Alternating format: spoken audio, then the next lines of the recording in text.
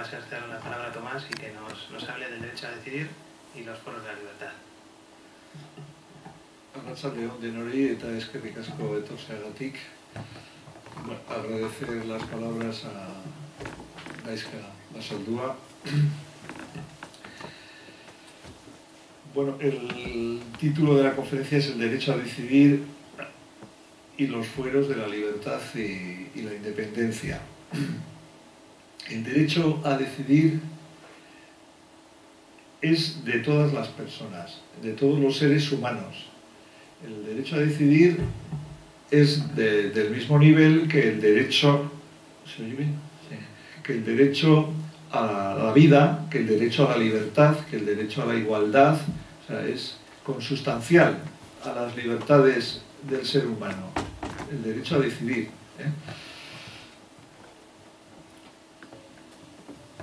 Ha ocurrido la desgracia de una sociedad libre e independiente que padece la conquista. Entonces, con esas conquistas llega la privación de los derechos, la limitación y privación de gran parte de sus derechos, de nuestros derechos, y entre ellos el derecho a decidir.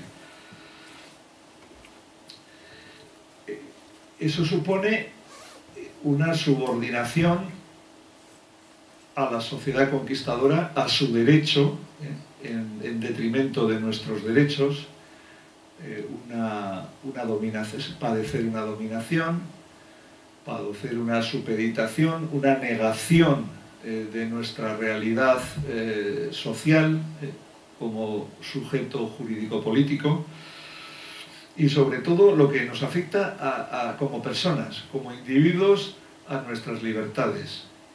Algo que no se suele señalar, pero que es clave. O sea, no solamente nos afecta la privación de la libertad nacional a la cultura, a la lengua, al folclore, a aspectos de nuestra identidad, sino fundamentalmente a nuestros derechos como seres humanos. Coincide el derecho a decidir, por un lado, como un derecho que lo tenemos y nos lo han quitado, y también con el procedimiento o la forma para recuperar esos derechos. Es de la misma naturaleza que la autodeterminación, la descolonización, la desconquista. El derecho a decidir, hoy más en estos tiempos contemporáneos, cuando el derecho a decidir se ha convertido en la bandera tanto en Escocia como en Cataluña, para recuperar la independencia, para nosotros también lo es. El derecho a decidir es, por eso, clave en la recuperación de todos nuestros derechos.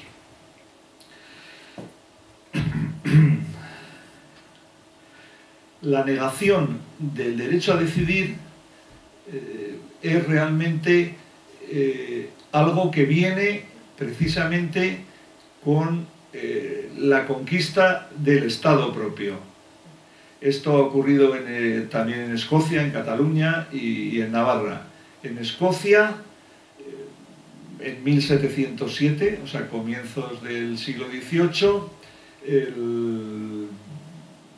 el poder que tenía el Estado escocés, que había sido una realidad objetiva, política internacional, con sus tratados internacionales al mismo nivel que cualquiera de los estados independientes europeos, como Navarra, Dinamarca, o Francia, Inglaterra, o cualquier otro, o la Corona de Aragón. Estos tenían sus relaciones internacionales de mutuo reconocimiento, con soberanía y libertad e independencia completa. Sin embargo, en 1707, pues, la soberanía escocesa es transferida al Parlamento de Westminster en Londres. Y de 300 años más tarde, pues los escoceses dicen que quieren decidir, que quieren recuperar el derecho a decidir, que es recuperar todos sus derechos y que les devuelvan la soberanía que había pasado a Londres.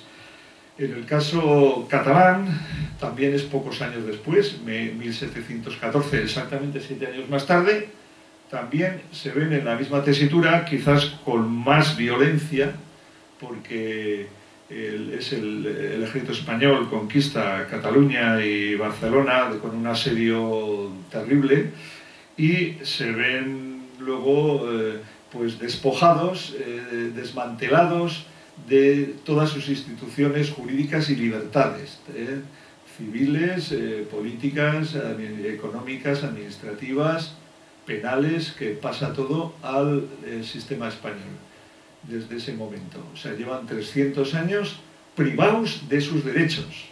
Esa es la realidad. Y hoy dicen que ya vale y quieren recuperar los derechos, diciendo que ellos deciden recuperar los derechos, y también el derecho a decidir, claro, que es uno de ellos. En el caso de Navarra,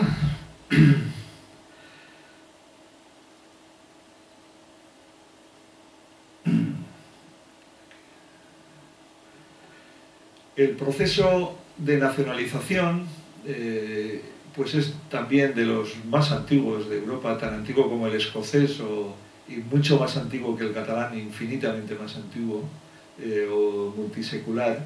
Le llamo proceso de nacionalización porque las cosas no se hacen en un momento determinado y ya está, no.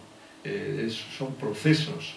Una sociedad se va nacionalizando, se va complejizando pues, en su organización interna y externa con el tiempo y con las necesidades. Pues, por ejemplo, en el caso de Navarra, un momento importante es cuando consigue liberarse de las invasiones célticas antes de Roma. Durante toda la época romana consigue un estatus importante, los vascones, porque consiguen, por un lado, la ciudadanía, son ciudadanos romanos como el resto de los europeos, se benefician de esa civilización, que es la más avanzada del mundo en ese momento, y practican su cultura y su derecho, como se ha demostrado en Iruña Velella, con los vestigios más que sobrados de que los habitantes de esa ciudad vascona escribían en euskera en muchos restos, cosa que hay, curiosamente, hoy en día hay gente que no le gusta, ¿no? Que son capaces de destruir esos vestigios y de evitar que aparezcan, desde instituciones pues, tan importantes como puede ser la Diputación de Álava o Euskaltzaindia. Entonces vamos a ver quién defiende la lengua, dónde se puede ver una academia que sea capaz de destruir o de ocultar los textos antiguos de su propia lengua, que encima son inteligibles, perfectamente entendibles por un euskaldun contemporáneo. O sea, bueno, esto es un ejemplo del desmadre o de la desorientación que padecemos tan brutal, que es fruto, evidentemente, de las conquistas, ¿no? Esa nacionalización se fue desarrollando luego, pues bueno, cuando este pueblo se libera de los visigodos a principios del siglo VI, luego a finales del siglo VIII se libera de los francos, en el siglo IX se libera de los normandos y de los... bueno, eran invasiones que habían hecho y consiguen vencerles, a los normandos y luego a los musulmanes también, y luego a los leoneses, y entonces durante ya el siglo IX, X, XI, XII, pues se consolida el Estado de Navarra como un Estado europeo independiente. Pero claro, hay que ver que todos son estadios en los que se avanza en la nacionalización, en la consolidación de esa sociedad como una sociedad libre e independiente, pero por necesidad, porque es una sociedad que tiene la osadía de ser libre, la voluntad de ser libre, de ser independiente, y lo consigue. Es una labor individual y colectiva de todos los miembros de esta sociedad, a lo largo de un esfuerzo mantenido durante siglos. ¿Qué ocurre? Pues que ya a partir del siglo XIII pues, hay territorios que se van perdiendo, ¿no? Pues Rioja, una parte de Vizcaya, empiezan a ser sometidos por Castilla, luego Guipúzcoa y Álava, y bueno, y ya en el siglo XVI el resto de la Alta Navarra, y a comienzos del siglo XVII, en 1620, es conquistado la parte que quedaba independiente al norte de los Pirineos.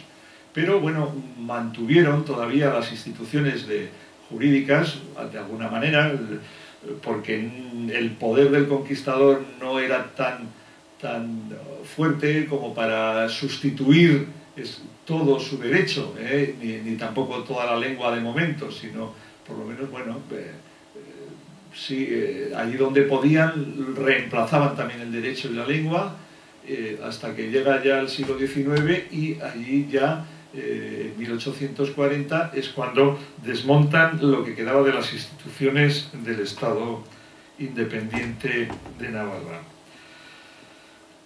Es curioso cómo, sin embargo, se desenmascaran con la terminología, porque si ellos dicen la voluntaria entrega o el régimen foral paccionado, después de las conquistas, ya están reconociendo que lo importante es el derecho a decidir. O sea, le están reconociendo al conquistado que ha decidido, o sea, tienen la cara dura de decir que ha decidido voluntariamente entregarse, voluntariamente incorporarse. O sea, la voluntaria entrega es increíble, que es además inconcebible e increíble, ¿no? O sea, absolutamente increíble. Pues bueno, pues se ha sostenido ese argumento durante mucho tiempo, la voluntaria entrega y el pacto, ¿no? Un pacto mentira, porque un pacto tiene que ser entre iguales y no entre conquistador y conquistado. Pero ahí vemos que están reconociendo que te han secuestrado, te han limitado la capacidad de decidir, el derecho a decidir. Bueno, el siguiente paso sería ver también en qué consisten nuestros derechos, los fueros de la libertad y de la independencia. Aquí se suele confundir lo que es la realidad objetiva jurídico-política de nuestros derechos, todo lo que es el Estado con su estructura, su sistema jurídico completo, poder legislativo, ejecutivo, judicial, pues toda la organización económica, la emisión de moneda. Hasta 1837 Navarra estuvo emitiendo moneda, y las fronteras, los tratados, la Nafarroa pues es la realidad objetiva de nuestra independencia. Y eso no se debe confundir con formas pues ideológicas, con ideas, con las ideas, con lo que es realmente creación de ideas subjetivas, ¿no? Por los ismos, ¿no? Pues podemos, el patriotismo. Bueno, el patriotismo probablemente sea el único ismo que se acerca a la realidad objetiva, porque defiende la patria que realmente es esas libertades, esos derechos de esta sociedad, ¿no? De la sociedad independiente o cuando ya está conquistada. Entonces eso tiene su sentido.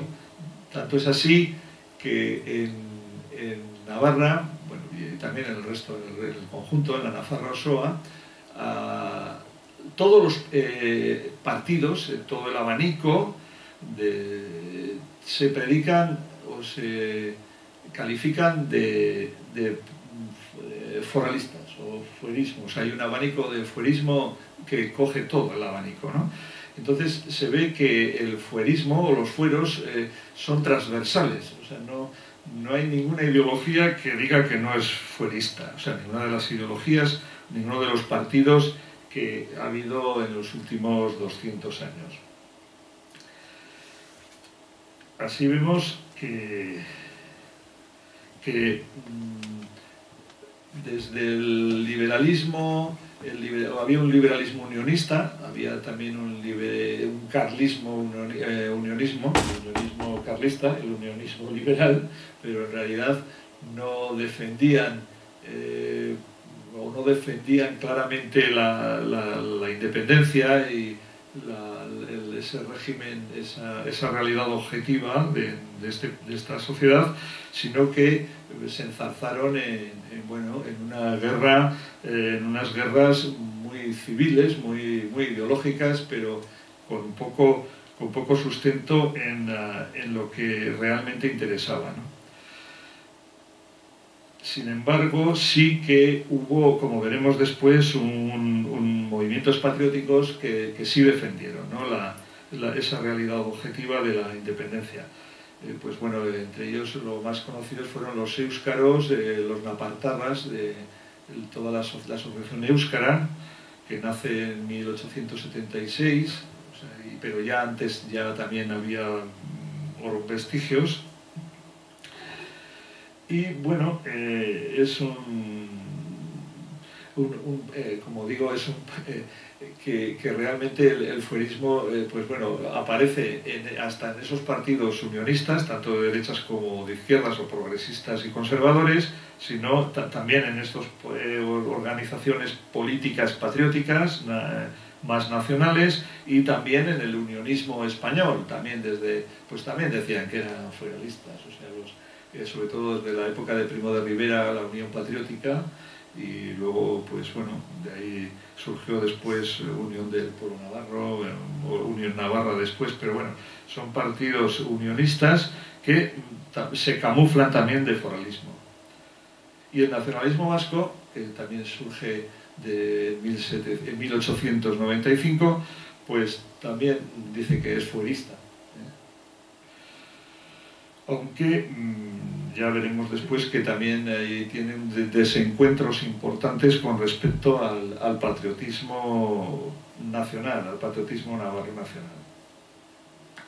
Bueno, vamos a ver lo que serían los fueros hoy.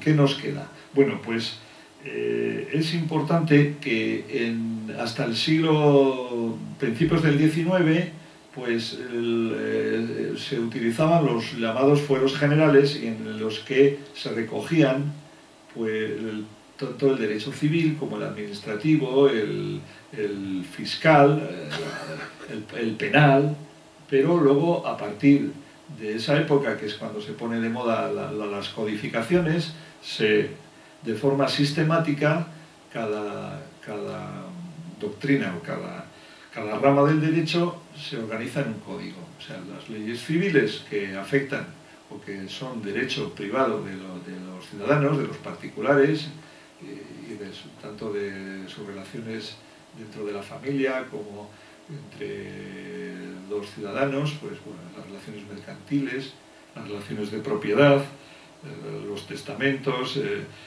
todo el derecho, todo lo que es el abanico de instituciones del derecho civil se recoge en el código. Entonces, Navarra también hace su compilación y su código. O sea, Navarra tiene un código civil que curiosamente se aplica pues, en los tribunales.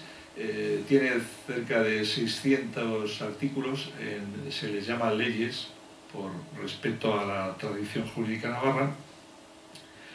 Y bueno, pues es derecho auténtico, es derecho navarro, derecho vasco 100%.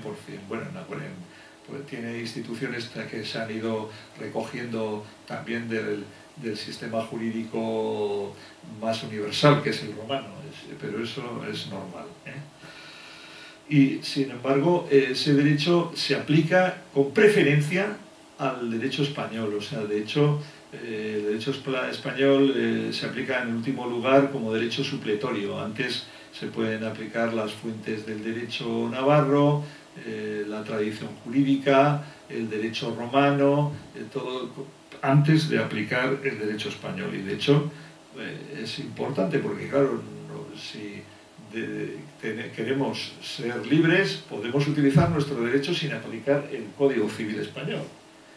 que es lo que están haciendo los catalanes. Los catalanes tenían su compilación, pero en estos últimos 30 años han aprovechado y el Parlamento ha legislado barbaridad y se han hecho un Código Civil completo. Y en estos momentos no tienen que aplicar el Código Civil español. Eso es un ejemplo práctico de cómo se avanza en la libertad, porque una sociedad, uno de sus productos que más le caracteriza es que tenga un Código Civil. Eso es el producto más significativo de una nación o de una sociedad. Tener una lengua, pero tener el derecho es, creo que es la prueba del 9, o sea, es la prueba del algodón, el tener un Código Civil propio, porque si no, ¿qué vas a hacer? ¿Tener el Código Civil español traducido al euskera? Cuando tenemos nuestro Código Civil, en todo caso cogemos nuestro Código Civil y lo traducimos al euskera, con preferencia, ¿no?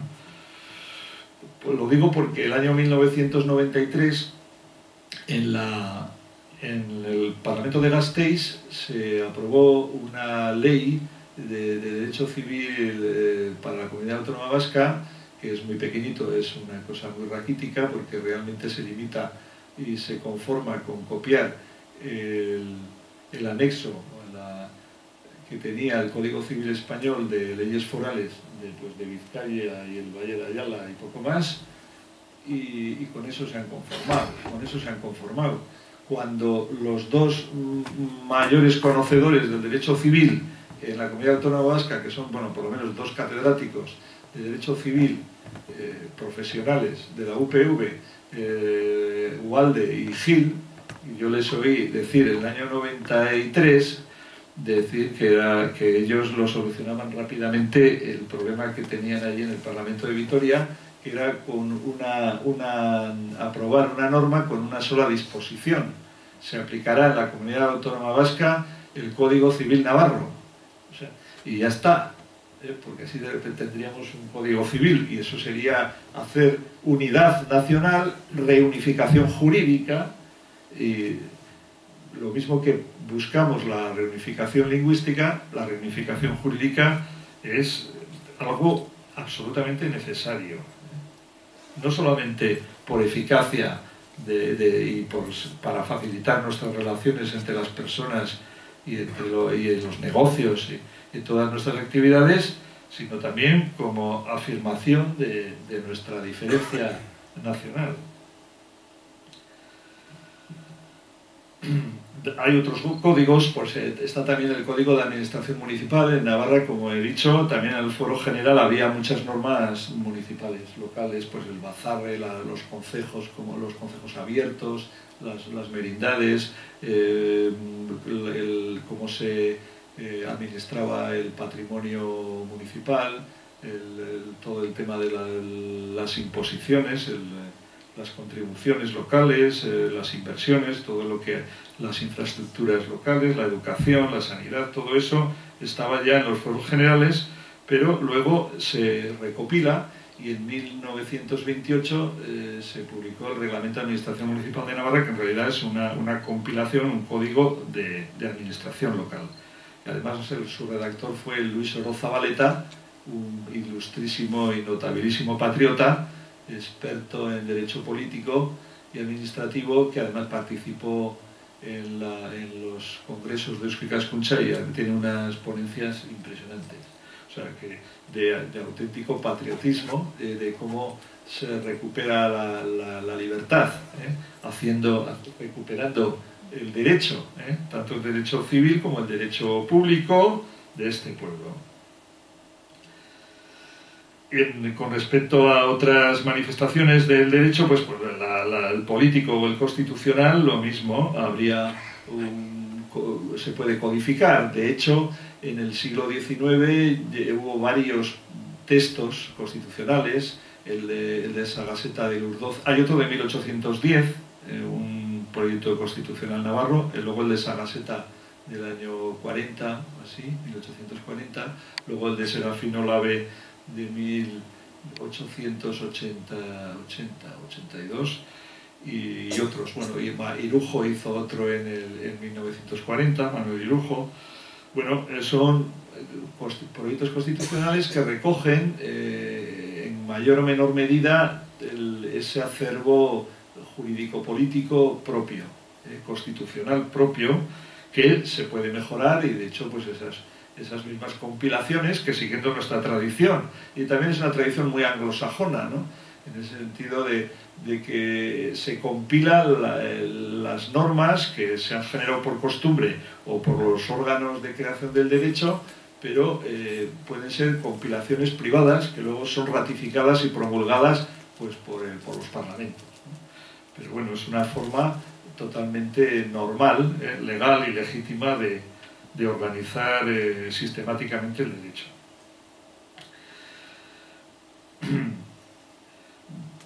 Y ya iríamos ya en la última parte de mi exposición. No sé si me estoy alargando mucho, ¿no? ¿Cuánto tengo? 5 minutos. Bueno, y ya al final iríamos, ya que nos han vapuleado tanto, pues ahora a ver cómo recuperamos el derecho a decidir, ¿no? Bueno, ahí voy a citar a Mahatma Gandhi cuando dijo que la independencia externa, la independencia con respecto a las demás naciones del mundo, tiene que ir precedida de la independencia interna, o sea, de que esa sociedad se lo crea y practique y mentalmente se considere independiente, cosa que lo observamos ya en Cataluña. Los que hemos ido estos últimos años a Cataluña lo vemos. Allí esa sociedad funciona ya como un Estado independiente. Cataluña internamente ya es independiente en la mayor parte de la sociedad y en sus instituciones. Eso es lo primero, la independencia interna. En nuestro caso, la independencia interna serían nuestros derechos, los fueros, que parece que vapuleados, malhadados y hasta despreciados. Pues ahí están nuestros derechos, el derecho a decidir y todos los derechos, los civiles o particulares, pero el derecho privado, o los públicos, el derecho administrativo, el derecho político, el derecho fiscal, lo que luego se articula con el Estado a través del convenio o el concierto, pero realmente eso sería nuestros fueros, pero que es nuestra independencia interna, pero claro, que tenemos que arreglarla, repararla, reunificarla, no hacer lo que se ha hecho con el Código Civil, por ejemplo, ni con la ley administrativa, que todavía la Comunidad Autónoma Vasca no tiene una ley administrativa. O sea, en Navarra estaremos gobernados por unos, bueno, no quiero decir impresentables, ¿verdad? Bueno, eso es demasiado suave. Pero de hecho, siguiendo la tradición de política y y institucional y de independencia de Navarra, pues nos encontramos que tenemos ese código civil y tenemos también un código administrativo, de la administración local, donde está regulado pues cómo funcionan gran parte de las estructuras municipales y concejiles de valles, cendeas y tal en Navarra. Bueno,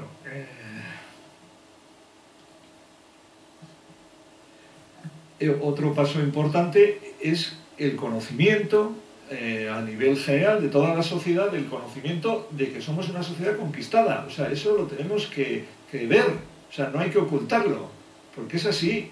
Somos una sociedad conquistada y dependiente, subordinada, por muy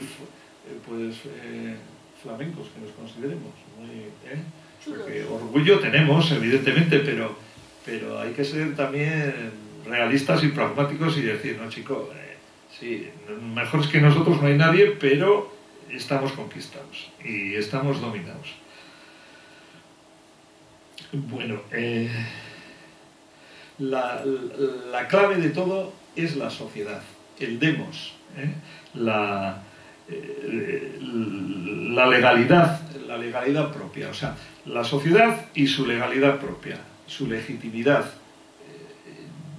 Ya creo que se ha dejado en la exposición lo que he ido explicando, que tenemos una legitimidad original, porque viene de nuestra propia sociedad y encima reconocida por el resto de los países, de que somos una sociedad libre y que tenemos nuestra legalidad, nuestras leyes. O sea, cuando queremos funcionar con legalidad hacemos referencia a nuestras leyes. Es como cuando Cataluña Más, por ejemplo, dice: nosotros vamos a sujetar toda nuestra actividad, todos los pasos hacia la recuperación de la independencia a la legalidad, evidentemente, a la legalidad catalana, nosotros a la legalidad, a nuestra legalidad, que es evidente que está.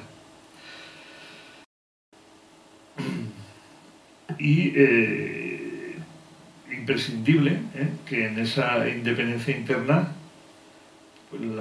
es la ciudadanía, o sea, el contenido de esa sociedad sea la que lleve la iniciativa, tome las riendas y practique también esa unidad jurídica y exija, por ejemplo, a la Iglesia, que ahora, pues bueno, la Iglesia ya no es el poder que tenía, pero ha influido muchísimo en la situación que padecemos.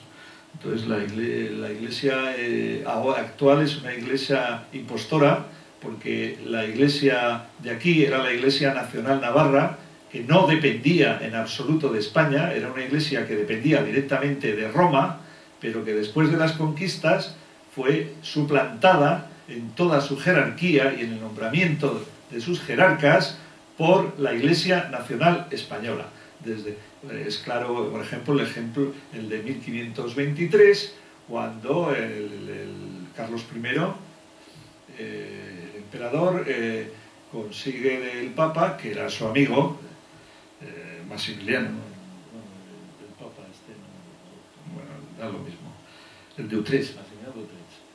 Sí, claro, le había nombrado un Papa a él, o sea, claro, esto se hacía con subvenciones del emperador, pues él consigue que le nombre, que le dé el patronazgo para siempre del nombramiento de las jerarquías eclesiásticas de Navarra. Entonces, claro, ya se ha acabado el asunto. Entonces, ya se acabó. O sea, claro, teniendo en cuenta además de la importancia política decisiva que tenía la Iglesia y que ha tenido y que todavía tiene algo. Hay que tener en cuenta que en el Parlamento, las Cortes de Navarra, como eran estamentales como en el resto de Europa, pues los eclesiásticos eran uno de los brazos. Había el brazo eclesiástico, el brazo militar y el brazo de las universidades. Universidades se les llamaba a los villas, ciudades, pueblos, valles, porque los vecinos mandaban pues 2 representantes a las Cortes. Entonces, claro, el poder eclesiástico ya era español porque lo nombraban desde Madrid. Entonces ya era una forma a través de la Iglesia de controlar. Y de hecho, el brazo más sumiso siempre en estos 400, desde 1512, el más sumiso, o por lo menos desde 1523, el más sumiso es el eclesiástico.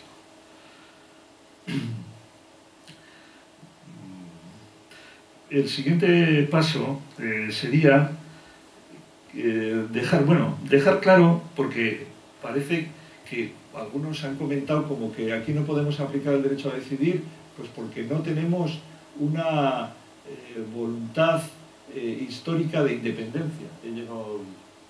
Bueno, pues eso es absolutamente pura ignorancia, porque este pueblo siempre ha tenido la voluntad de ser libre y de recuperar la independencia. Y solo remontándonos solamente a la época contemporánea, a lo que han vivido nuestros bisabuelos, tatarabuelos, abuelos, padres, pues hay muchísimos vestigios. En el año 1795, las Cortes de Navarra, reunidas en Pamplona, el brazo popular intenta convertir las Cortes en Asamblea Nacional, a imagen y semejanza de los Estados Generales de París, que lo habían hecho 6 años antes. Pero inmediatamente el virrey mandó un correo a Madrid diciendo que menos mal que el obispo se rasgó las vestiduras y diciendo que era un sacrilegio y tal y cual, y que había que tener mucho cuidado porque porque estos navarros pues son muy peligrosos, ¿no?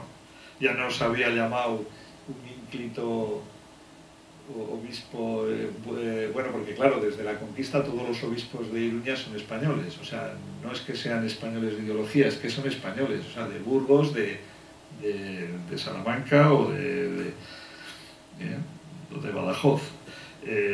Estos lo que hacen es pues imponer siempre pues en los parroquias o en los monasterios, a ser posible, gente adicta. Y en un momento dado, en 1590 y pico, Sandoval de Burgos dijo que había que acabar con los navarriscos. O sea, navarriscos es moriscos. Pues en la época de los moriscos, las alpujarras, entonces nos llaman navarriscos. O sea, con un dechado de igualdad y de respeto al diferente muy notable. Bueno, después, cuando está el ejército francés, la ocupación napoleónica, en 1810 se crea, bajo ocupación francesa, el primer gobierno de Navarra.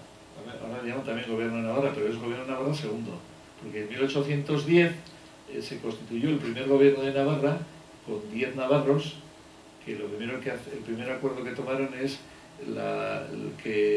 mandarle a Napoleón un texto diciendo que jurase la Constitución de Navarra, incorporase el ejército navarro a las tropas del imperio, pero respetando las unidades militares navarras, y bueno, y en todo caso incorporando el reino al imperio. Bueno, algunos dirán que eran afrancesados, yo he visto quiénes eran y son patriotas navarros porque estaban en las Cortes en 1795 y luego aparecen en 1817, 18 y en 1828, 29 algunos de ellos. Bueno, eso sí, eso no es defender la independencia de Navarra, no sé lo que es. Luego, en 1830, bueno, también, ya que para que se vea que la mentalidad de unidad, los miembros del tercer estado, como he dicho, el de las universidades, eran muchos de ellos miembros de la sociedad vascongada, de los caballeritos de Azcoitia, o sea, la unidad del país la tenían muy presente. Valentín de Foronda era cuñado y vivió los últimos 20 años de su vida en Pamplona, de Javier Vidarte, que era el líder del brazo popular. Este Vidarte, además, pues bueno, nada menos que tenía amigos tan poco conocidos como Franklin, como Benjamin Franklin, como, bueno, Rousseau, Voltaire, etc. Bueno, eso era cuando estábamos todavía en el mundo, en los de aquí. Bien,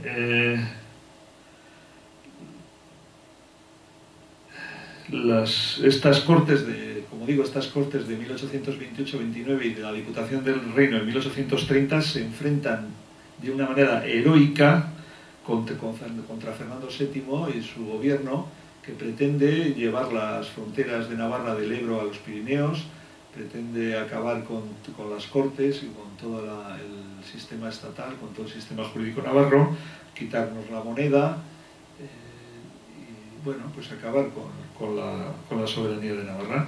Entonces ellos dicen que ni hablar y que además lo que quieren en todo caso sería firmar una especie de contrato de respeto de igual a igual, o sea, de igual a igual.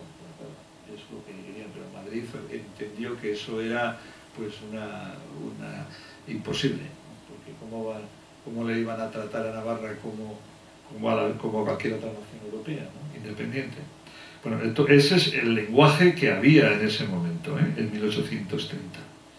Y luego en 1837, precisamente cuando se disuelve la Diputación del Reino y ya no se quieren convocar las Cortes, se produce un alzamiento cívico-militar en Pamplona y se proclama la independencia en 1837. En 1837.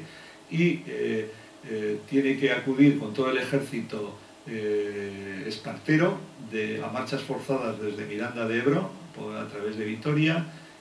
Bueno, le costó llegar pero llegaron. La proclamación es de agosto del 1837 y en noviembre, creo que fue el 13 de noviembre, eran ejecutados los líderes de la independencia, León Iriarte, el coronel patriota navarro, y el comandante Pablo Barricat, Roncalés y otros muchos oficiales. Y bueno, la trama civil era evidente que existía, pero no queda constancia.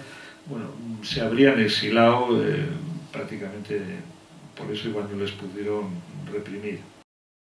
En la Alta Navarra, en Nafarroa-Garaya, hubo un movimiento unitario de toda la sociedad, todas las clases sociales, desde campesinos hasta obreros industriales, profesionales liberales, gente del campo, gente de la ciudad, todo el mundo para defender las libertades, los fueros, que es el binomio clave de este pueblo, porque Madrid quería acabar con ellos.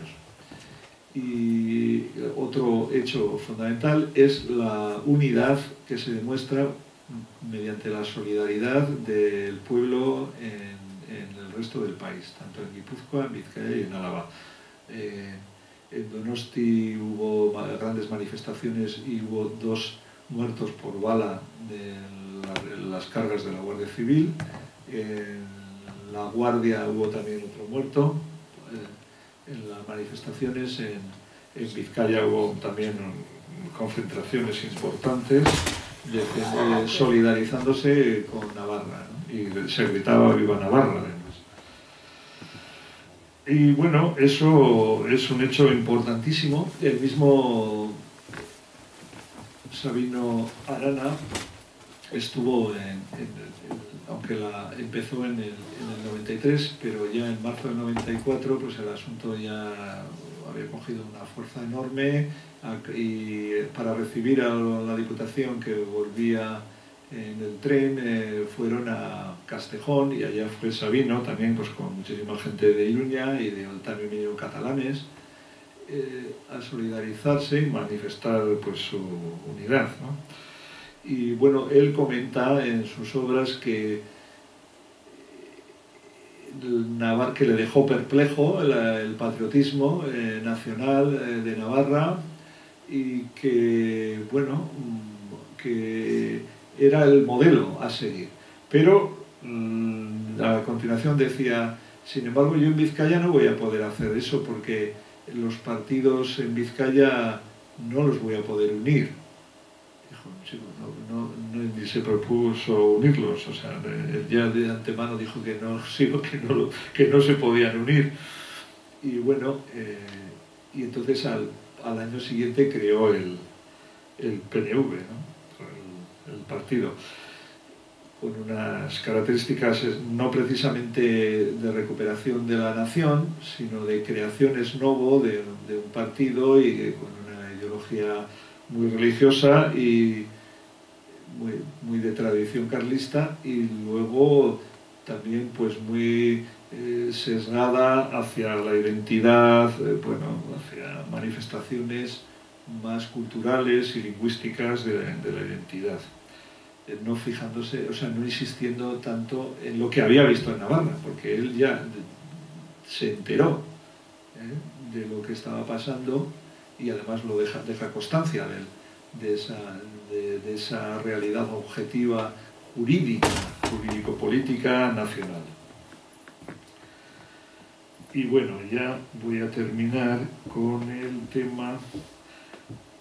Bueno, por un lado sería del modelo que vemos en Cataluña, la Asamblea Nacional de Cataluña, la autoorganización de la sociedad. Eso es una tarea pendiente, aunque aquí con gure esku dago erabakitzeko eskubidea, o erabakitzeko asamblea, una asamblea nacional para decidir, pues es absolutamente necesario, o sea, necesario, porque esta sociedad, a diferencia de Escocia o Cataluña, es una sociedad muy fraccionada por las divisiones impuestas en provincias, que son fruto de las conquistas, no de una decisión libre de los ciudadanos de esta sociedad, sino algo impuesto. Y entonces la asamblea de ciudadanos del conjunto de esta nación, pues pueden perfectamente organizarse con asambleas territoriales, locales, comarcales, merindades, y converger en una asamblea nacional que tendría unos estatutos, como el Cataluña se han legalizado a través del Código Civil de Cataluña como una sociedad civil, porque si van al gobierno civil, pues no les van a legalizar, evidentemente. Entonces, claro, para que veamos para qué sirve tener un derecho propio y una legalidad propia. Bueno, esa asamblea, como en Cataluña, podría hacer una hoja de ruta hacia la independencia, hacia la recuperación de la independencia interna y la independencia externa, y fijarse plazos, como se han hecho. Allí se hicieron plazos a 3 años y los están cumpliendo. Aquí también se debería de hacer. No se puede decir al calendas grecas para el año 23 o 24 igual hacemos algo. No, esto no. La libertad y los derechos no esperan. Y ya la independencia externa, pues bueno, en realidad es una culminación, pero también articulada con esa independencia interna, con la recuperación de todos nuestros derechos, con la exigencia a la Iglesia que devuelva a la Iglesia nacional y su unidad, la recuperación de la libertad. La libertad, evidentemente, es un derecho individual, o sea, pero está sujeta a la libertad de la sociedad. O sea, para ser libre uno, también la sociedad te tiene que dejar ser libre. O sea, está muy relacionado. Entonces, la libertad es uno de los pasos también para la independencia, la libertad. La soberanía, lo mismo, la soberanía es no tener a nadie por encima, un poder, o sea, el sumo poder está en los ciudadanos, en la sociedad, en esta sociedad, no en la sociedad española o en su estructura de poder. Y la independencia es, evidentemente, no depender de otra nación. Ya Ángel Sagaseta y Lurdoz, que fue el asesor jurídico de las Cortes de Navarra en 1828-29 y también miembro de la Diputación del Reino, que fue a Madrid en 1830 y que fueron echados a patadas, pues, y amenazados de presidio. Bueno, de hecho luego los deportaron, estuvo deportado bastantes años en Valencia para que no influyeran realmente lo que estaba en la defensa de las libertades de Navarra. Entonces Sagaseta dejó escrito que sustancialmente no hay ninguna diferencia entre una nación pequeña y una nación grande. O sea, las dos tienen los mismos derechos a la libertad. O sea, ya puede ser él ponía el ejemplo del Imperio Ruso y el Reino de Portugal, por ejemplo, pues tienen los mismos derechos. En el fondo estaba diciendo que Navarra y España tenían la misma sustancia jurídico-política para la libertad, la soberanía y la independencia.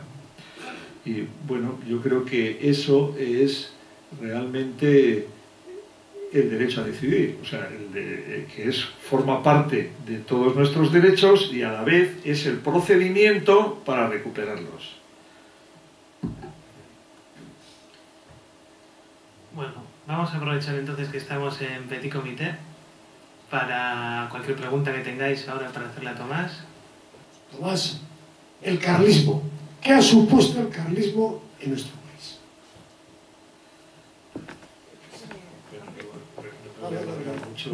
Bueno, el carlismo, no le vamos a echar toda la culpa al carlismo, pero porque también la puede tener el liberalismo, ¿no? Pero sí que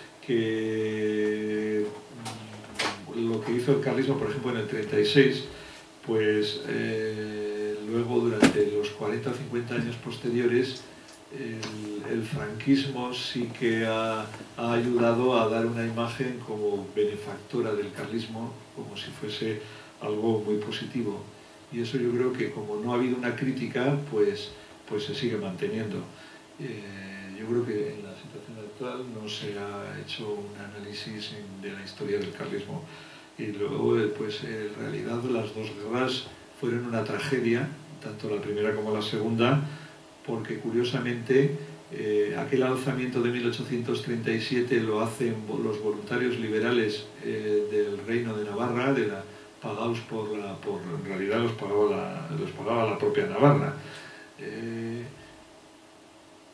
que se sublevan y que, claro, lo ideal hubiera sido que si el carlismo se hubiera unido a ellos para defender, pero bueno, eso era pedir peras al humo, era imposible, porque lo primero que hizo Zumalacárregui cuando se sublevó en 1833 es mandar una proclama a la Diputación del Reino de Navarra diciéndole que si no juraban fidelidad al pretendiente serían inmediatamente pasados por las armas.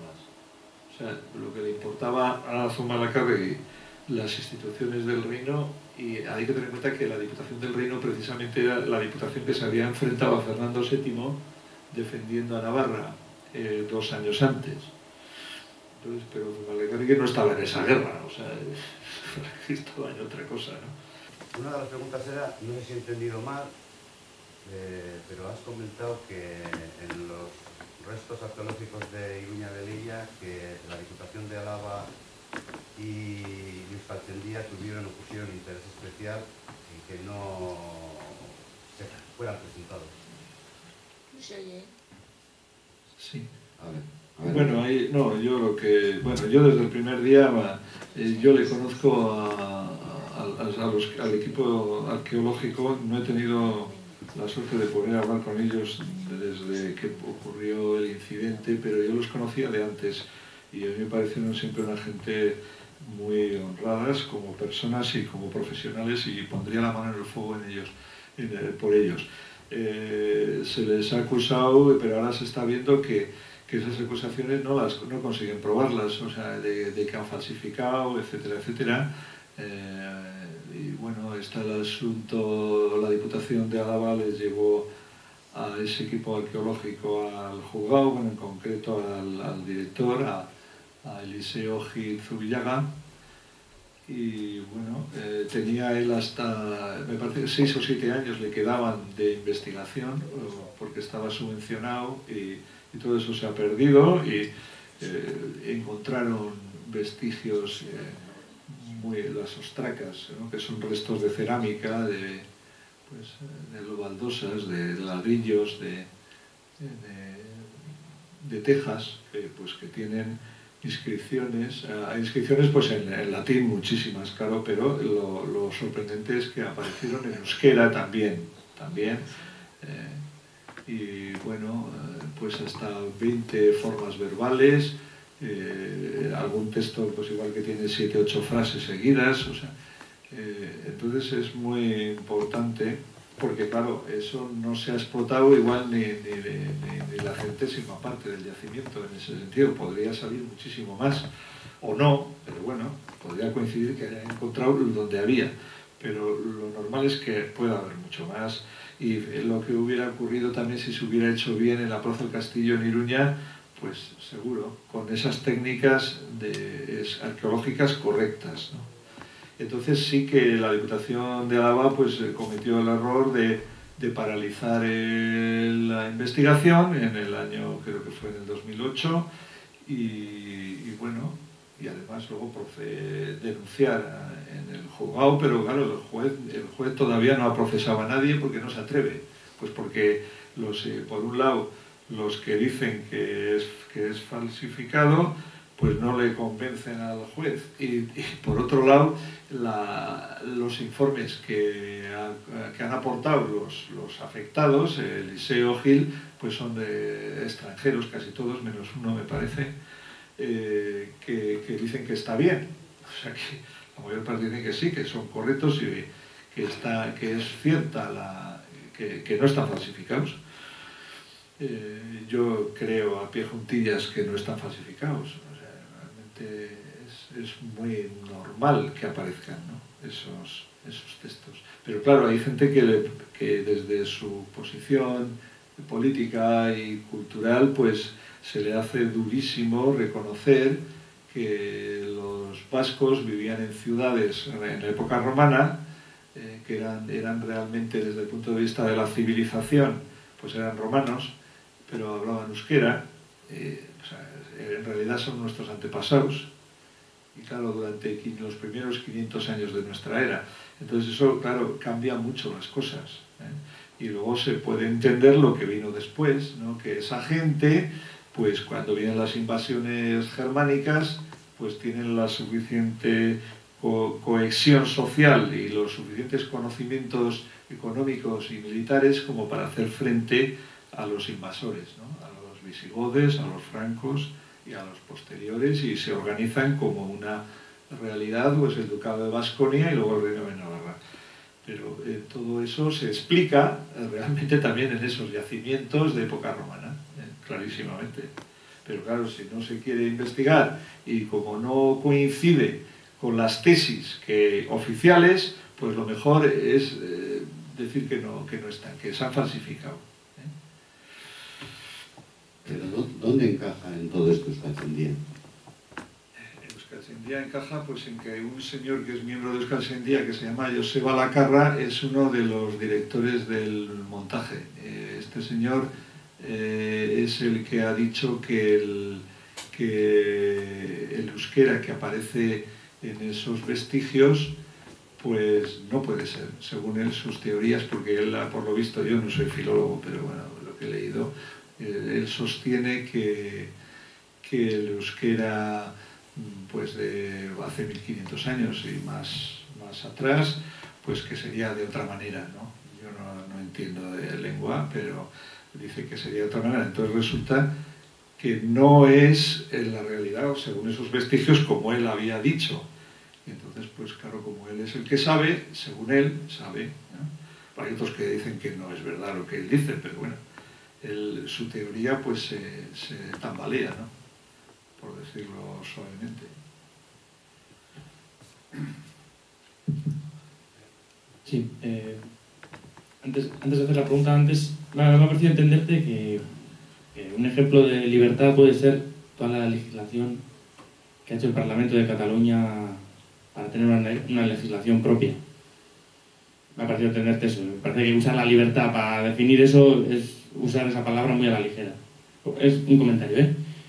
Luego te quería hacer una pregunta sobre el derecho a decidir, que está claro que todos tendríamos que tener el derecho a decidir, los pueblos y las personas, las comunidades de vecinos incluso, cualquier grupo que quiera tomar una decisión sobre su futuro tiene que poder autodeterminarse, pero según a quien le preguntes sobre el derecho a decidir cómo se tiene que llevar a cabo, cada uno te dice una cosa, ¿no? Para algunos las elecciones ya es suficiente, es una forma de decidir. Y en estos ambientes parece que ya se ha instalado la idea de que el referéndum podría ser suficiente, o podría ser un camino legítimo. Yo tengo mis dudas sobre los referéndums. Bien, bueno, Y quería ponerte un par de ejemplos, ¿eh? Hace unos días o unas semanas, en Suiza se preguntó si se quería subir el salario mínimo y salió que no en referéndum. ¿En Suiza? En Suiza. Y otro ejemplo, en Suiza también, hace unos meses, en referéndum se limitó la entrada de los derechos de los inmigrantes europeos en el país. Y aquí tenemos referéndum, la Constitución, la OTAN y tal, el Estatuto, todos los referéndums. Y al final, los referéndums no los gana siempre el poder, que es el poder el que convoca el referéndum y el que lo gana. A ver qué opinas. Bueno, sí, las dos preguntas. La primera sobre la capacidad de Cataluña de legislar. Lo que he dicho yo es que la compilación del Derecho Civil de Cataluña ya existía antes de la transición, o sea, ya venía pues ellos tenían su derecho antes de 1714 y por vía consuetudinaria lo siguieron aplicando, ¿no? Tanto en la vida civil como también en los tribunales españoles también se vieron obligados a aplicar ese derecho que alegaban las partes ante los jueces, el derecho catalán. Lo que ocurre es que, bueno, se produce la compilación, también la habían hecho ellos, y el Estatuto de Cataluña pues les permitía tenían competencias para la actualización del derecho civil.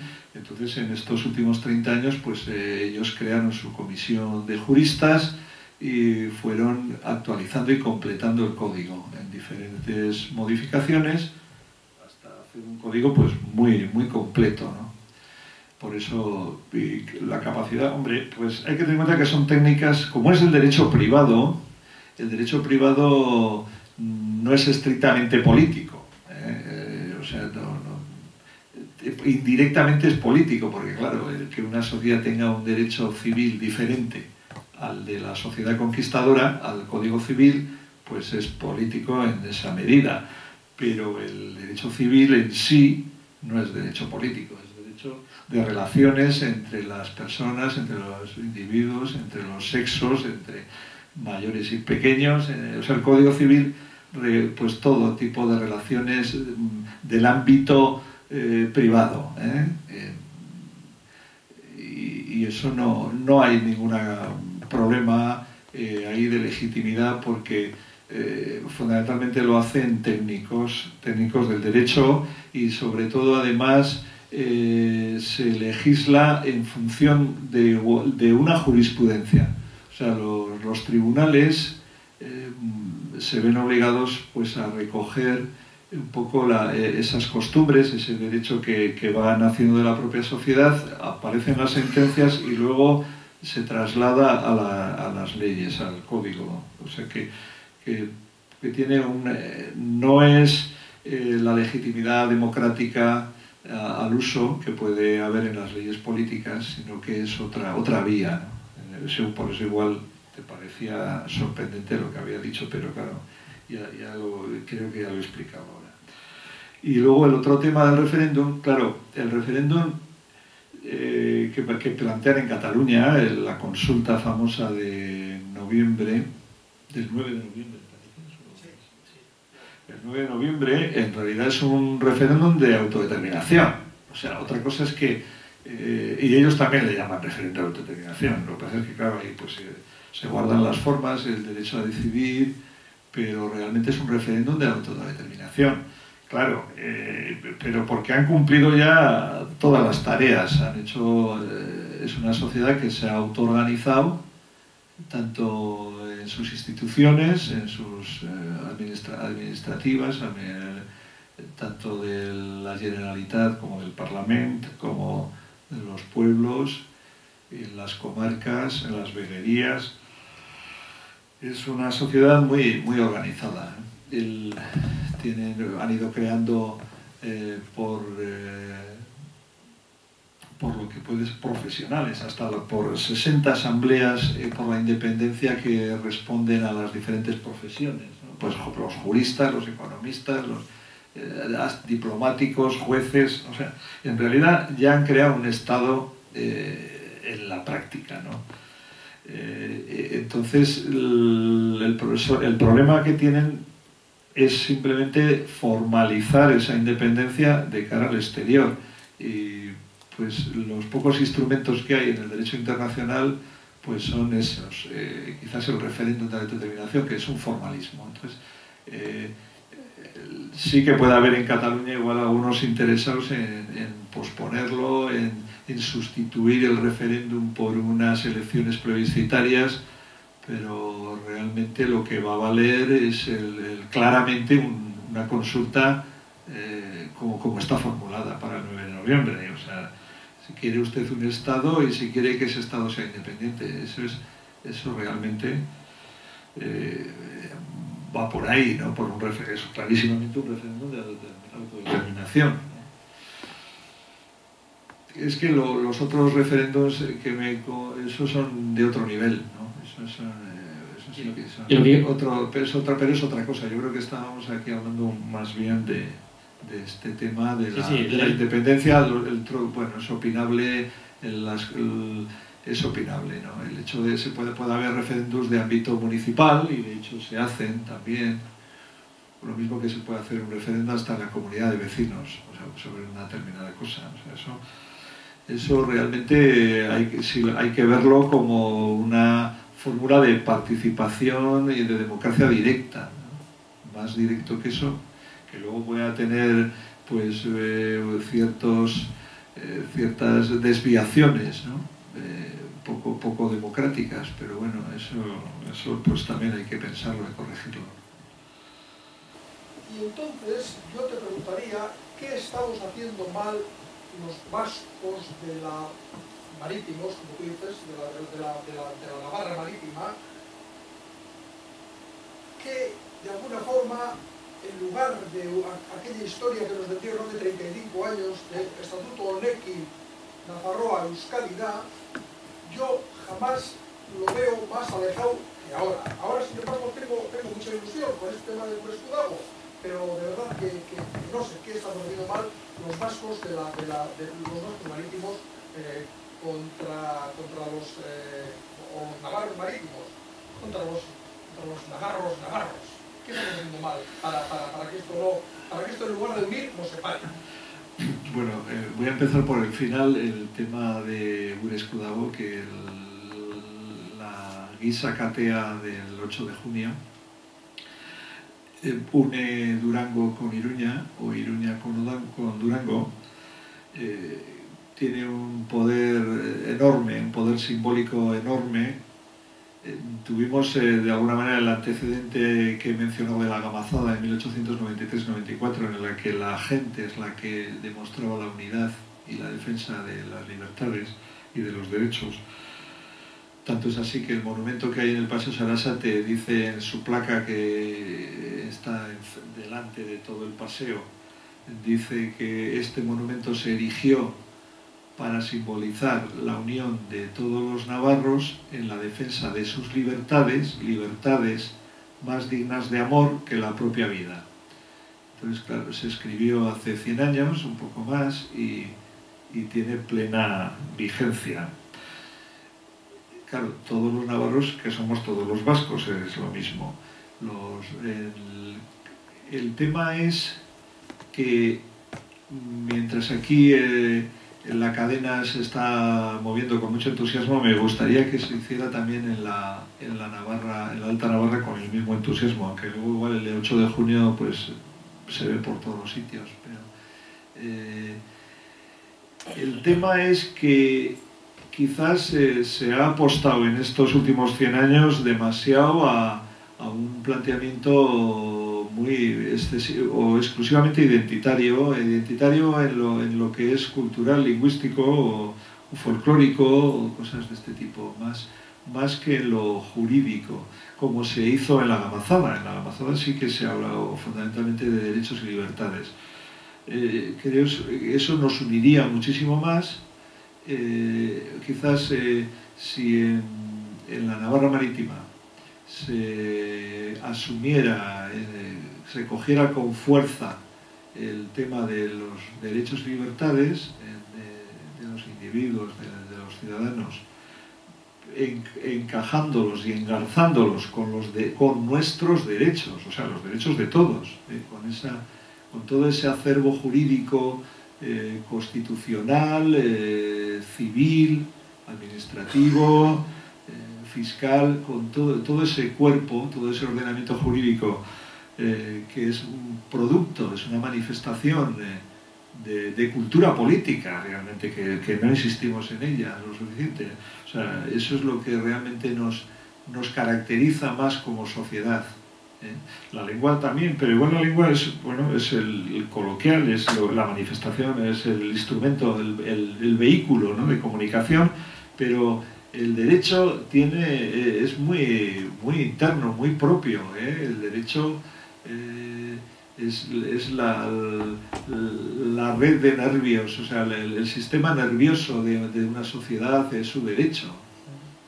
Y yo creo que ahí lo tenemos que ver, y entonces, claro, en gran medida nuestro derecho es navarro, tanto porque el Estado, cuando éramos independientes, era navarro, y entonces pues nos encontramos con el ejemplo de que resulta que el Código Civil vasco, por antonomasia, es el Código Civil navarro, como lo reconocen estos catedráticos de Derecho Civil de la Universidad del País Vasco. Y luego el derecho administrativo lo mismo, es que ahora mismo en Gasteiz están hablando de que igual hacen una ley de administración local, cuando en Navarra nunca ha dejado de haber una ley de administración local. O sea, porque claro, es el continuo del Estado. Entonces todo eso se debería de alguna manera reunificar o compensar, o sea, que se extienda el derecho político, civil y administrativo navarro a todo el país, y de alguna manera, bueno, nosotros, yo no tengo ninguna duda de que soy euskaldun y vasco, nacido en Iruña, o sea, no, es que, bueno, ni nunca he tenido, ni en mi casa nunca se ha tenido ninguna duda, ni en mi familia, o sea que eso, otra cosa son las políticas coyunturales, las ideologías, las propagandas que se hacen interesadísimas. Hombre, es que hay que tener en cuenta que los conquistadores están encantados en fraccionar en provincias y luego en ideologías que realmente de forma que son artificiales, porque la unidad es la sociedad y su realidad objetiva es su derecho, sus libertades. Entonces yo creo que hay que avanzar, ¿no? Hay que avanzar y que realmente, como la pregunta al principio, la pregunta que me ha hecho es ¿qué hemos hecho mal? Pues bueno, yo con toda modestia diría que aquí falta reconocer que somos una nación, una sociedad conquistada, que tenemos nuestro derecho, nuestras instituciones, los fueros, pero que son muchísimo más de lo que realmente hoy dicen que son los fueros. En Vizcaya los fueros son muchísimo más. Es nuestra soberanía, nuestra independencia, nuestra libertad. Entonces, eso, ponerlo en su nivel, en su justo término, y luego pues trabajar de forma conjunta. O sea, la vía del derecho a decidir yo creo que es la forma de autoorganizar a toda la sociedad de la Nafarroa Osoa o de Euskal Herria. Nafarroa Osoa sería ese acervo de independencia del Estado navarro, que era un Estado europeo con sus relaciones internacionales. En la historia de la diplomacia europea aparece Navarra continuamente, por lo menos casi hasta el siglo XVIII, y luego en los tratados y en la historia diplomática europea. Hay que tener en cuenta que el último tratado entre España y Francia, por el que marcan la frontera franco-española desde Irure-Reguemaya hasta Hendaya, pues está hecho en 1856, y en el primer artículo dicen que lo han hecho para configurar la separación de las dos Navarras. Hace falta narices. O sea, está en el tratado, dice que con eso configuran la separación de las dos Navarras. O sea, eso es igual que en Alemania, pero es que aquí estamos en la inopia, porque aquí no estamos hablando de crear un país de la nada cuando ya está hecho. O sea, yo creo no hay que construir, hay que recuperar, hay que mejorar, actualizar, mantener, defender, liberar, pero construirnos y ya está. O sea, que nos vamos a olvidar de todo. O sea, cuando España y Francia nos han hecho la guerra a muerte durante por lo menos 500 años o 600 para acaban con nosotros y encima les damos las gracias. O sea, no les decimos, ya no existe nuestro Estado, ni existe, y encima renunciamos hasta del nombre que ellos combatieron. Nos combatieron. Y además con el agravante de que todavía nuestros tatarabuelos a la primera mitad del 19 todavía se consideraban navarros hasta en la Navarra Marítima. En gran medida era muy normal considerarse navarros, o que la gente de fuera nos considerase navarros a todos. En la guerra contra Napoleón, la organización militar que le combatía era la División de Navarra, en la que había unidades con batallones y compañías que estaban integrados en la División de Navarra y eran guipuzcoanos, vizcaínos y alaveses. O O sea, entonces, bien, muchísimo. Y como he dicho antes, en la Vascongada, y tenían evidentemente la percepción de que el Estado era el Reino de Navarra. O sea, ellos ya bueno, estaban las juntas de Guipúzcoa, Vizcaya y Álava, pero en un nivel no tan alto desde el punto de vista de derecho político y de derecho constitucional, claro. Uno de mis grandes defectos de siempre ha sido ser excesivamente optimista, ¿no? Pero hoy en tu intervención pues hay algunos aspectos en los que me has reubicado totalmente en el campo del pesimismo. Y te digo por qué, porque has hablado en un momento determinado que somos un pueblo conquistado, con lo que estoy totalmente de acuerdo, y al mismo tiempo ya acto seguido has dicho que somos reconocidos como un pueblo y una nación libre. Yo creo que conquistados y libre son no solo contradictorios, sino incluso antagónicos, ¿no? Yo creo que somos reconocidos como pueblo, somos reconocidos como nación, pero no como pueblo libre, ni como nación libre, ni por el corro. Otra de las cosas también que han comentado antes por ahí atrás, han dicho que, de alguna forma, que Cataluña ha hecho ya los deberes, ¿no? Que ha creado el Estado dentro de su propio Estado. Pues bueno, parece ser otra vez ubicado en el pesimismo, porque creo que no se puede hacer el Estado dentro de un Estado, porque entre Estados tendría que haber unos términos de igualdad que ahí no se dan para nada. Entonces pueden haber hecho parte de sus deberes, pero les quedan, yo creo que todavía, desgraciadamente, muchos por hacer, y espero que los hagan pues de la forma más rapidita posible. Respecto al tema del referéndum, bueno, los referéndums lo convocan normalmente los que tienen la opción de ganarlo. Los que tienen la opción de ganarla son los que controlan los medios de comunicación. Bueno, y eso ya, pues de alguna forma, les coloca en la parrilla de salida con mucha ventaja. En Suiza, efectivamente, en los últimos referéndums que ha habido, pues han negado la subida del salario mínimo a 3.000 y pico euros, han rechazado el tema del tema de la inmigración, pero también es verdad que han denegado la compra de 23 aviones de guerra, que bueno, de alguna forma eso tiene un aspecto positivo que las otras decisiones tomadas en referéndum por el pueblo suizo no tienen. Y por último, y desde Gurescudago, te quería hacer una pregunta. Para mí es muy importante lo que pase, lo que denominas la Alta Navarra, porque yo creo que va a condicionar mucho el derecho a decidir de este pueblo, de esta nación, ¿no? Y ahí tú te has colocado, te has reubicado en el campo de los pesimistas cuando has dicho que, bueno, que allí la cosa está como mucho más verde que aquí, ¿no? Yo ahí, pues, en cambio, me reubico en donde los optimistas y digo que en la Alta Navarra, en la que hoy conocemos como Navarra, las cosas están cambiando mucho, yo creo que para mejor. Nos han ayudado mucho los que antes calificó como impresentables, y espero que nos sigan ayudando. Y quiero que me respondas, en tu opinión, qué posibilidades tiene Alta Navarra, de integrarse y de relacionarse más con lo que hoy conocemos como Iparralde y la Comunidad Autónoma Vasca. Bueno, no sé, sospecho que no me has entendido nada. O sea, no sé, cuando he dicho impresentables, no sé qué has entendido. Yo estaba hablando del PN y del PP, no sé qué. Es que no. Pues no sé. Esos son buena gente. Bueno, sí. Yo creo que tú me has entendido mal. Es que no lo he entendido, no sé. El tema del optimismo y el pesimismo, pues es muy... El optimismo y el pesimismo es muy subjetivo, o sea, muy subjetivo. Bueno, son formas de ser y tal. Las libertades, si algo caracteriza a este pueblo realmente, más que nuestras manifestaciones folclóricas, a las que amo profundamente, y a nuestra lengua, es nuestro amor por la libertad.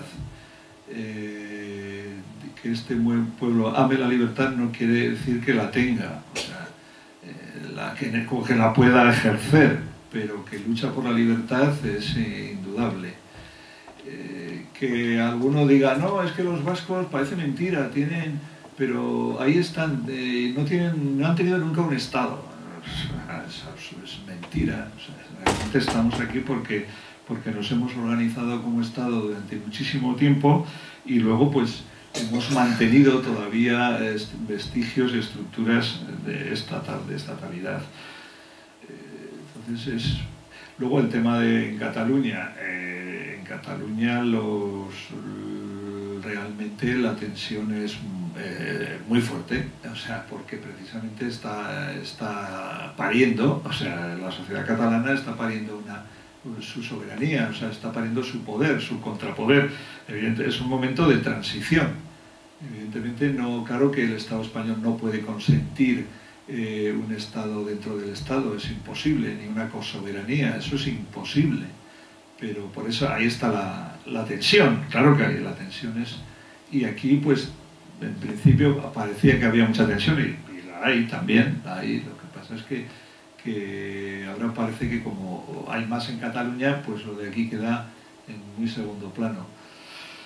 Entonces yo creo que son apreciaciones, bueno, pues dentro de la subjetividad, ¿no?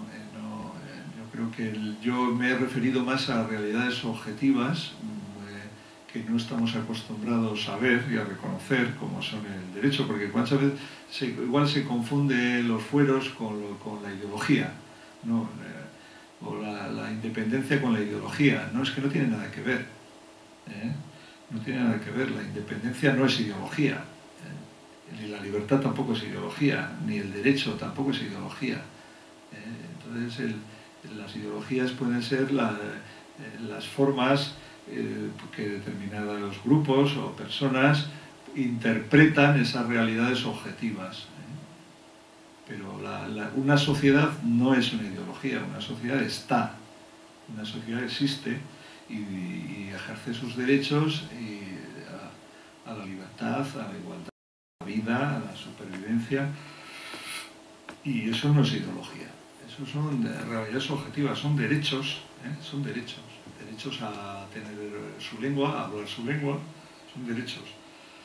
Entonces yo creo que es importante, ¿no? Tener clarificar esos conceptos, porque si no, pues claro, Euskal Herria es evidentemente un concepto fundamentalmente cultural, lingüístico, bueno, comunitario, es muy importante, pero no abarca realmente a todo lo que son el acervo jurídico-político, a los derechos históricamente. Entonces, yo creo que lo que hay que hacer es precisamente el unificar de alguna manera ese binomio que tienen que ir juntos, ¿no? Nuestros derechos nacionales y políticos y hasta civiles deben de garantizar el ejercicio de los derechos también culturales, comunitarios, etc. O sea, en realidad esa sería esa estatalidad negada o no reconocida en estos momentos la que ampara y debería de volver a amparar esas libertades, todas esas manifestaciones de nuestra cultura, ¿no? En todos los ámbitos y a la vez, sobre todo, temas ya gravísimos, ¿no? Pues como ya son la supervivencia pues hasta física, ¿no? La economía, el trabajo, las relaciones, bueno, la vivienda, la sanidad, la educación, todo esto tienen que estar garantizados y para eso se crea todo el sistema jurídico y todo el ordenamiento para que funcionen, ¿no? Para que esos derechos existan y funcionen, ¿no? Nada más. Por otra parte, anteriormente comentabas que, bueno, mi caso es que yo soy de Navarra, mi apellido Munarri, y eso significa que tengo que explicar a la gente, no, soy vasca porque soy navarra. La gente cree que Navarra no es Euskadi, claro. Entonces me viene muy bien para explicar a la gente qué es lo que somos. Y por otra parte, otra cosa que quería decir, y no sé si hay muchos aquí, el gran trabajo que han hecho, que el día 8 va a ser un gran éxito, ¿eh? O sea que todo lo que habéis trabajado está bien merecido. Pues eso. Bueno, coincido totalmente contigo, yo creo que será un gran éxito, que tenemos que hacer todo lo posible para que lo sea y sea un punto de arranque para todo el camino que tenemos que recorrer. Y luego lo de Muniain me alegra mucho porque yo también tengo varios apellidos Muniain. Munarriz. Sí. Mi aitona era Mina Munarriz, por ejemplo, y más atrás, y mi bisabuelo también era Munarriz, también, o sea, Mina Munarriz. Tengo por lo menos 3 veces Munarriz por atrás, o sea que igual somos hasta parientes.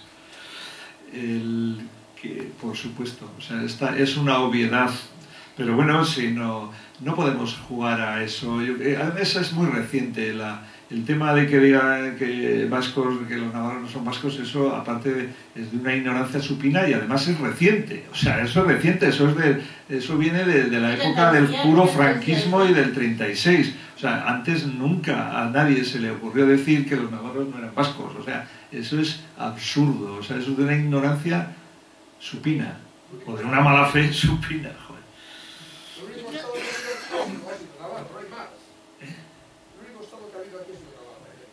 Lo del día 8 de junio debíamos de hacer constar en algún sitio para que en la historia, cuando se hable, como estás haciendo en la historia de Navarra, se pueda decir algo de este día 8 de junio.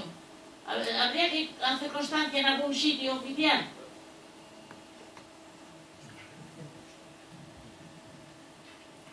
No sé. Ciudadanía. No sé qué pregunta. Gamazada con Duresa, ¿has relacionado? Me imagino que va por ahí. Sí, claro. Si conseguimos que haya muchas decenas de miles, bueno, por de pronto tienen que ser 50.000 para que la cadena salga bien, pero si hay 80.000, pues mejor. Eso sería ya un hito muy importante y podríamos relacionarlo con el hecho de la gamazada, que además encima termina la cadena o empieza en el mismo monumento, el monumento que se levantó precisamente para defender o para recordar y simbolizar para siempre la unidad de todos defendiendo las libertades. Entonces, claro que tiene una vertiente muy política y también, claro, será institucional tarde o temprano, porque ha pasado en otros sitios, ¿no? Lo mismo que ha pasado en Escocia y sobre todo está pasando en Cataluña, pues aquí tendrá que pasar lo mismo, porque al final el poder de los ciudadanos se impondrá, o sea, de la sociedad. Lo que pasa es que hasta ahora, en estos últimos décadas, pues no ha habido intentos serios como este para que se visualice el poder de la calle, el poder de la sociedad civil. Yo creo que eso, pues por fin lo vamos a hacer, y yo creo que eso tendrá traducción inmediata.